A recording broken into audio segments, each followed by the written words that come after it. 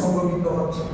এত বড় একটা দুর্নীতি ঘটার সত্ত্বেও আমাদের রাজ্যে হাইকোর্ট আছে, ভারতবর্ষের বিভিন্ন রাজ্যে আমরা দেখছি এই ধরনের কেলেঙ্কারিতে হাইকোর্ট সমগ্র সেখানে মামলা রেজিস্টার করতে পারে, তারা রাজ্য সরকারকে নির্দেশ প্রদান করতে পারে তদন্তের জন্য।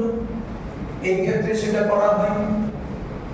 এই রাজ্যে লোকায়ুক্ত আছে, একটা সাদা হাতি পোষা হচ্ছে, কিন্তু এই লোকায়ুক্তের মাধ্যমে এই দুর্নীতি কোনো ধরনের তদন্ত হয়নি বা তদন্ত করার জন্য কোনো পদক্ষেপ নেওয়া হয়নি।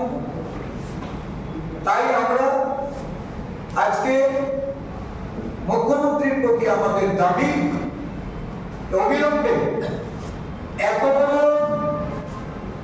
জমি ঘোটালা, একটা ল্যান্ডস্কেপ আমরা দেখেছি বিভিন্ন রাজ্যে রাজ্যে, এই ধরনের ল্যান্ডস্কেপই হোক বা অন্য কোনো দপ্তরের দুর্নীতিতে সিবিআই সেখানে হস্তক্ষেপ করে।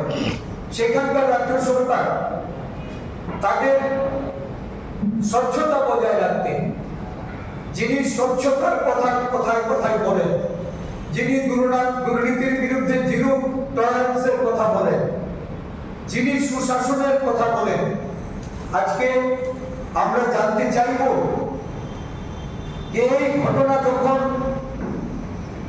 বিরোধী দলের পক্ষ থেকে আমরা তুলে ধরলাম, বিধানসভায় আমাদের বিধায়করা এটা নিয়ে আলোচনা করতে চেয়ে বাধাপ্রাপ্ত হয়ে তারা সাংবাদিক সম্মেলন করে সেটা তুলে ধরেছে।